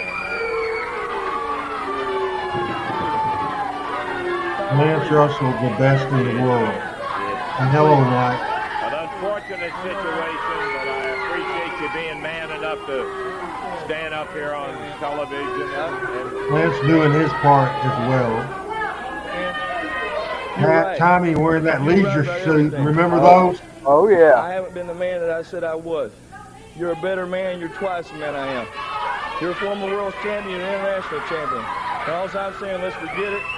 These trophies mean more to me, and these people mean more to me, and you, as a tag team partner, mean more to me. And let's get back together, and let's be the team we were, and let's have that friendship back that we were. Please. Good talk, PJ. Please. I know it's difficult. I'm sorry. I was wrong. You'll be there. In other words, anytime I need you from now on, Eddie Gilbert's going to be there, is what you Yes, I'm telling you. Please. Just please accept my apology. I'm doing this in front of everybody so everybody will know that I'm not ashamed of admitting I was wrong, and I was wrong.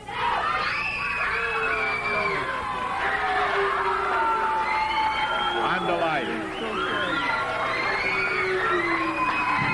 We'll keep the trophies over here for you. Okay. I love how the camera did not pick that up. That's great.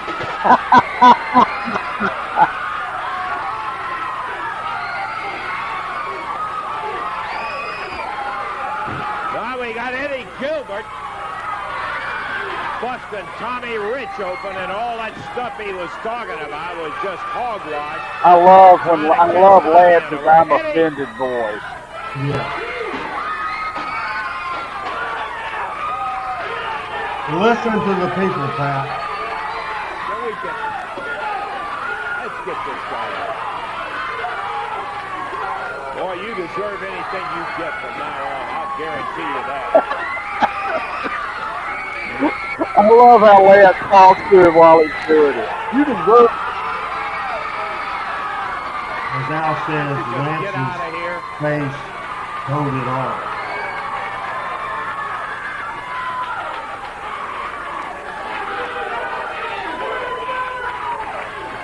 Hey, yeah. Watch him.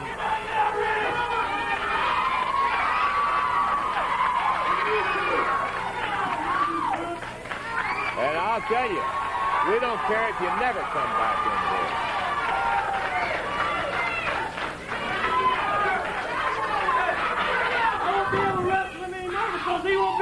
Yeah, well, just get out of here, Eddie. There's nothing smart about that or anything else. Lousy, low thing to do in there. You can help Best in the Tommy world. back. Yeah, thank you. Who's those two guys? Mark and Brad Batten. Okay. With Jerry Calhoun and Guy Cochran.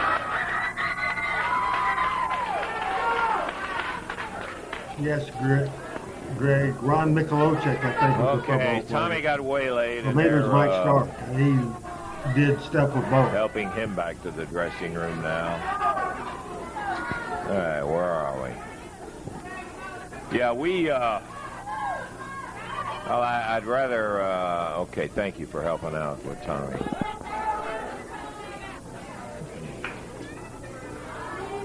When we have incidents, a lot of times. Wow. Just wow. Your thoughts. Here's what we'll do. Your thoughts quickly on that video. Then we'll bring Adam in on his thoughts of that video and the show. Then your last take and things you learned today. But right now, that just brutal video that was fantastic.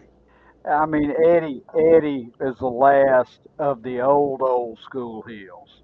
That's what I'll say about that. That's the heels I grew up with, hating at 7 years old. Just classic dastardly behavior. Loved it. And now we'll bring in Adam Dunn, that was with us for most of the show today, as we had a little Southeastern stuff, but angles done right, you just saw. Yeah. Memphis angle, your thoughts? And again, it's kind of like what I was saying before about the Southeastern, that during this time you kind of had where you had the desk, and then you also kind of had like the interview set off to the side. This is one of the things where Dave was actually at the interview set and pitched it over to Lance, but they were at the desk, and he had them in front of the desk and was interviewing them to the camera there.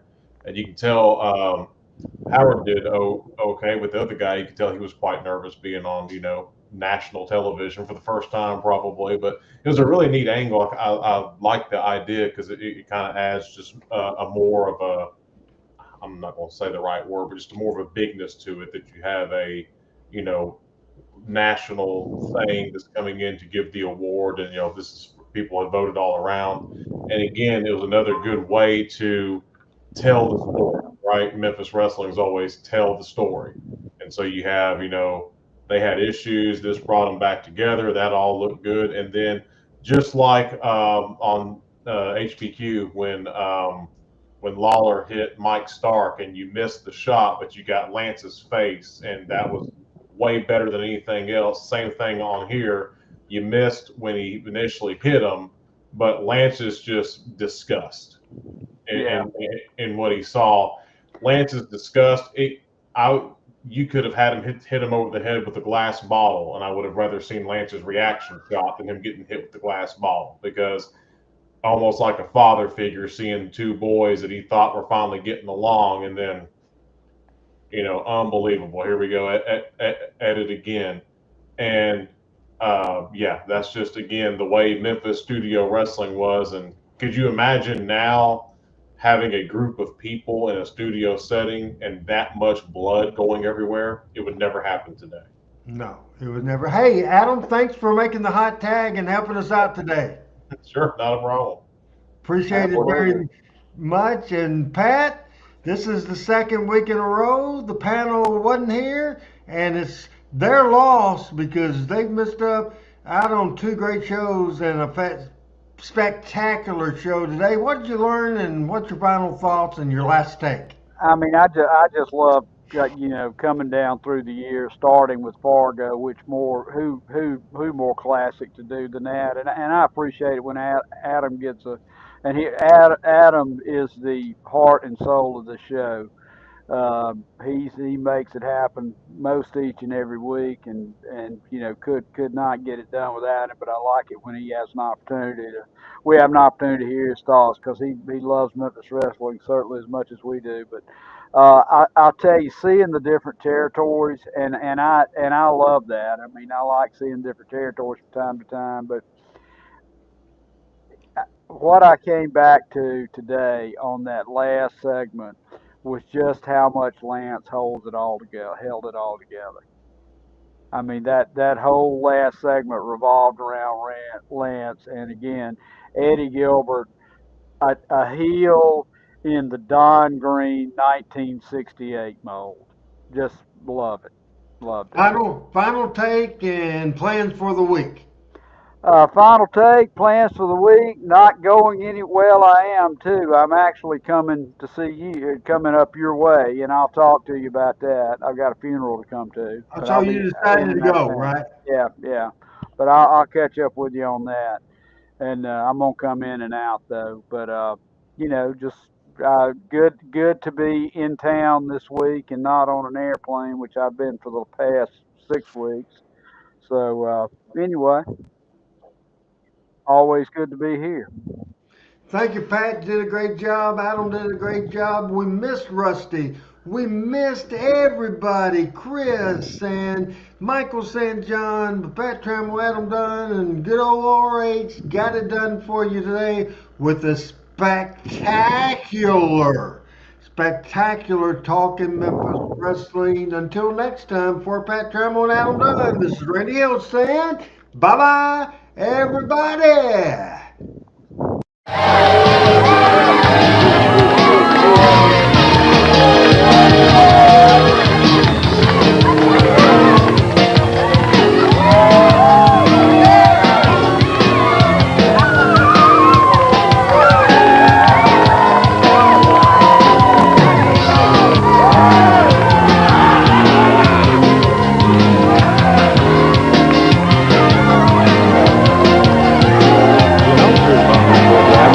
And paid by parties other than this station, namely the promoters of USWA Championship Wrestling.